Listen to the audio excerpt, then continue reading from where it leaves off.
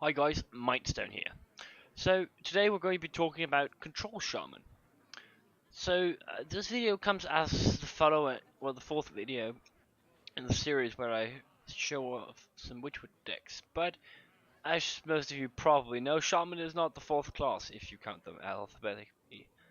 But the reason I'm showing Shaman is because I found that the Shaman deck was, of my remaining decks, the most favorite one, the one I liked the best, and most of the others weren't really that cool though. And since I'm a little bit short on time at the moment, I'm going to just be featuring Shaman. That's going to be it for this expansion. I'm sorry. Um, but with that being said, I think we should get right into the Shaman deck because it's actually quite cool. So it's Control Shaman. The first card up is Firefly. So you might be thinking, it's a control deck. Why would you play a 1 mana minion? But what Firefly does is it's an amazingly good end-aggro tool, because playing it on turn 1 is often going to be a super good congestion for the enemy's 1-drop, but it's also just, in general, it's pretty sweet because you have so many elemental triggers. Um, well, you don't have a lot in this deck, you have a few, but it helps to trigger those, and furthermore, it's also, when you get Hagatha down, which is one of the big cards of this list, it's probably the biggest one, it does generate a lot of spells. So I like Firefly, feels like it does pretty well. It's mainly an anti-aggro card though. Then we've got a Stormforged Axe. So there's not much to say about Stormforged Axe except that it's in there for anti-aggro. It's really good at doing that, so I kind of like it. It is all about anti-aggro, just killing the enemy's dudes. So it's sort of like Candleshot for Hunter, just for Shaman, and yeah. Yeah, so the card is decent, but it's not amazing, right? It's because we've got nothing better and we need some sort of anti-aggro. Yeah, then we've got Feral Spirit. So, more anti-aggro, and yeah, that's about it. Not much more to be said about Feral Spirit. It's pretty good anti-aggro, though. You should think about, like, Serenade Chain Gang for 1 less mana, which is, yeah, pretty good. I've got a single copy of Healing Rain, so this is to, well, heal up, obviously. If some aggro deck tries to rush us down, you're going to be noticing a lot of anti-aggro in this early game. Then we've got Hot Spring Guardian, more anti-aggro. It heals us, it puts a taunt in the way, that's pretty lovely. It's an elemental, nice as well. We've got Lightning Storm. Lightning Storm, that's anti-aggro. I think everybody kind of knows that. Aggro plays a lot of minions. Lightning Storm kills boards with many minions. So, Lightning Storm is for anti-aggro. And then we've got Tark Reaper, more anti-aggro, unsurprisingly. Tark Reaper, I have talked about this card previously. It's probably one of the best anti-aggro cards in the game, so it's obviously in here. And now we're moving into the next section, anti-control at least. We're starting that section now. So Hex is the next card up, and the reason we're playing Hex is because of, well, first of all, Q-Block. If they get to do what they want to, we're going to be screwed because they're generating so much value. So Hex helps us against that by just, well, hexing those big cubes and demons and I don't know what, and we get rid of them without having the enemy resurrect them a bunch of times. So that's really good.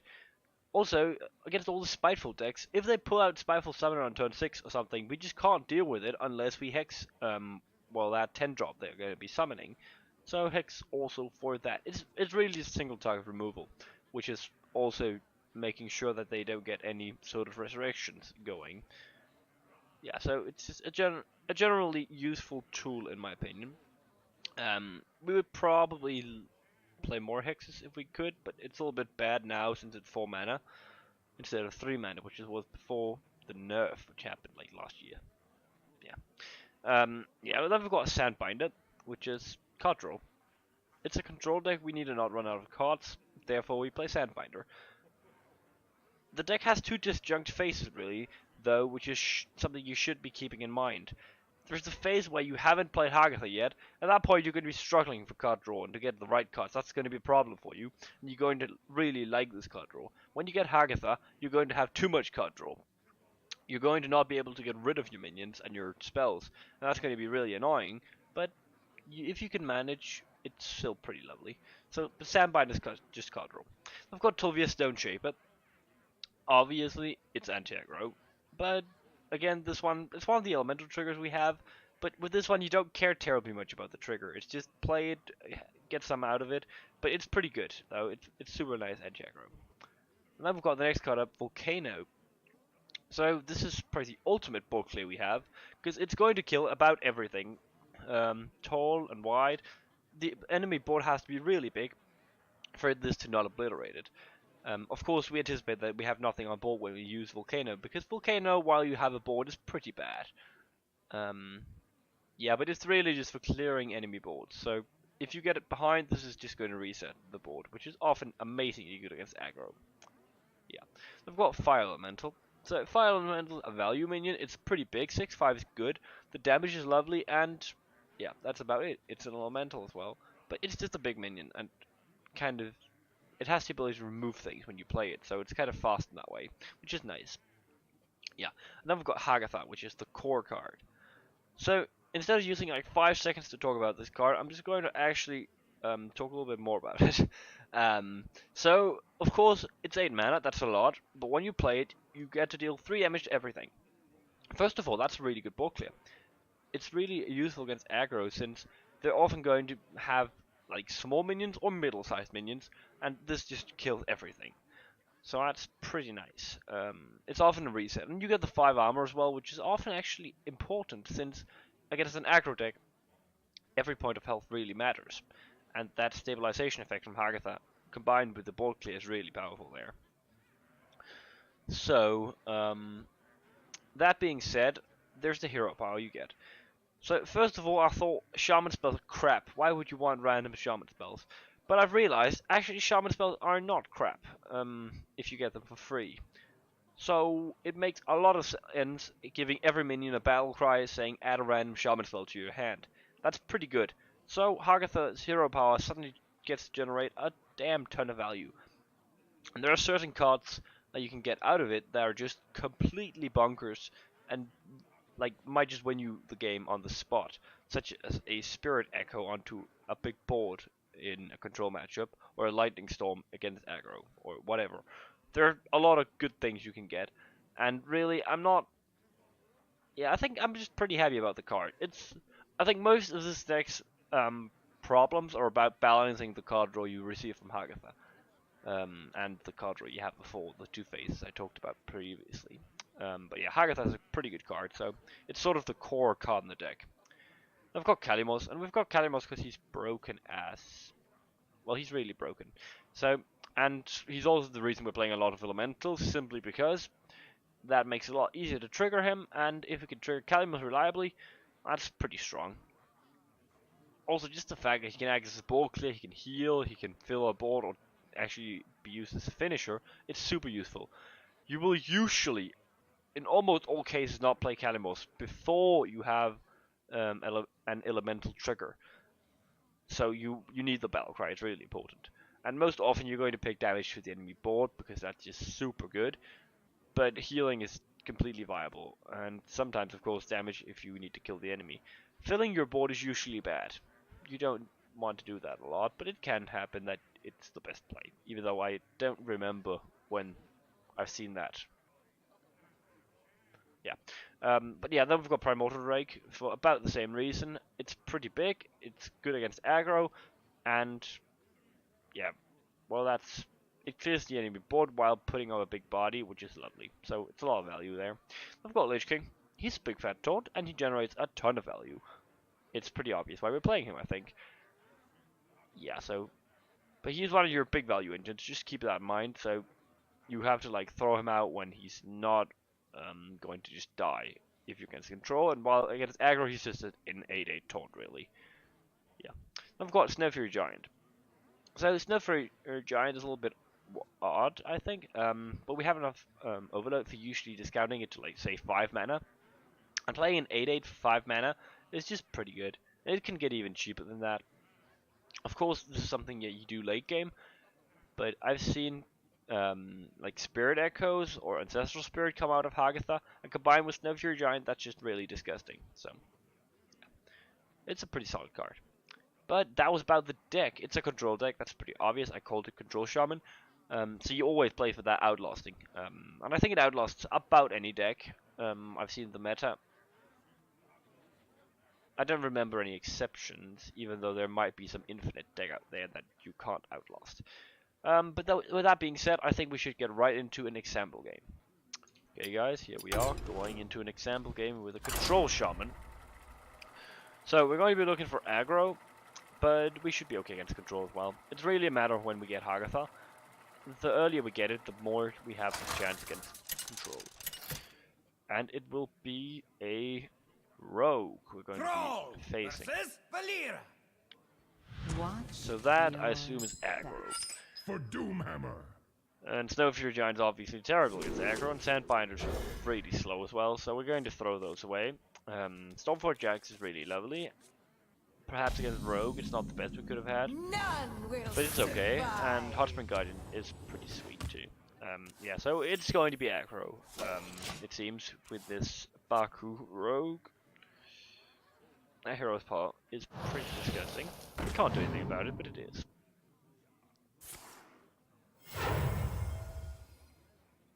The light protects me. I feel like it's worth it to put the Stormforged axe down here and start hammering those minions. I'm not really playing around Cold Blood right now because I feel like he's not going to Cold Blood this one. It could happen and I would get punished for it, but we were lucky and it didn't.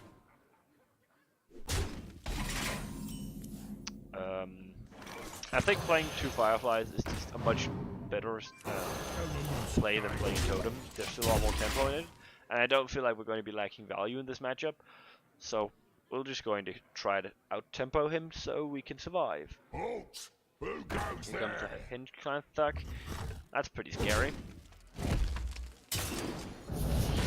I'm even going to consider going for Feral Spirits. I think that's actually going to be what I'm doing.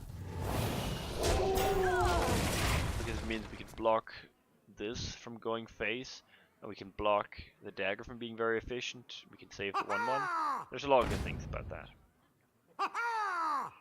However, he seems to disagree. Now he did.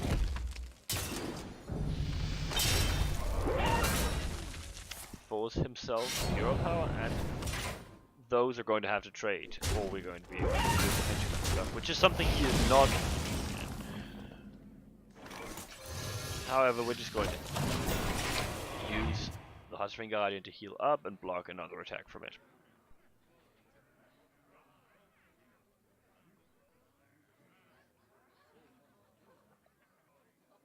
So it was expected that we would kill it like that. I think we're going to go Fire Elemental on it next turn, just to have it removed. Perhaps. Yeah, so the priest comes down to try to prevent us from using the weapon to remove it. Right now we're looking at Volcano, considering if it's worth it. I don't think it is currently, but there's an argument to use it as well. I think I'm going to not do it.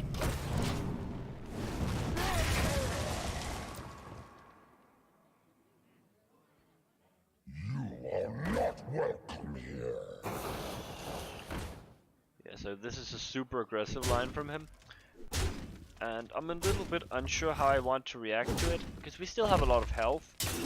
And we can possibly reset the board with Volcano. But doing so seems a little bit overkill.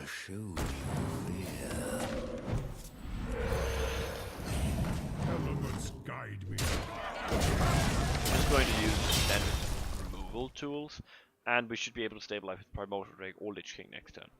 Volcano is still being held in case we need it for something later. Halt! Who goes there?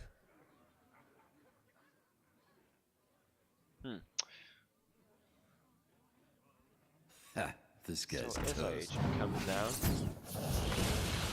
That seems like a mistake, right? So at this point, he chooses to go the all-out removal strategy, and that's fair enough, I suppose. But it means that we can just put the taunt down, and he's probably unable to do anything about it. Even if he does clear it with something like a Vilespine Slayer, we can go for the Volcano and clear the board. However, that's a lot more scary, and the cold was terribly scary too as well, actually. So this was definitely not what I had planned. Nonetheless, with another taunt, he should have a hard time getting through.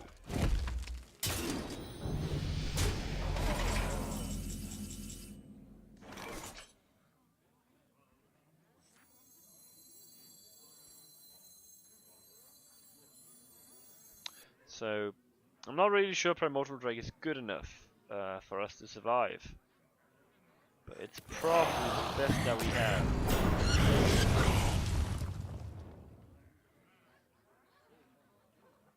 Looking at those, I'm just going to kill the one that has the most effect. As I evaluate, that one is the most threatening. So does he have a Leroy?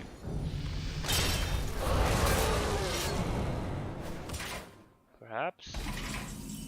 Or perhaps not. That means we're going to go for the healing, getting us back into a solid state. At this point, it's just going to be stopping him from doing any more damage, which shouldn't be a problem, especially not well, we have a taunt, right? We have a big taunt, and we have Kalimos, so we can heal us.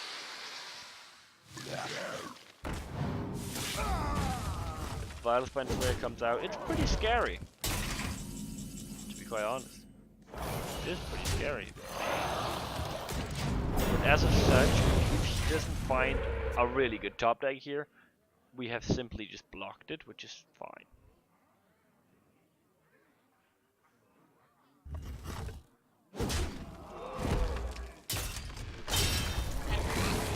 Dark Reaver is definitely not scary.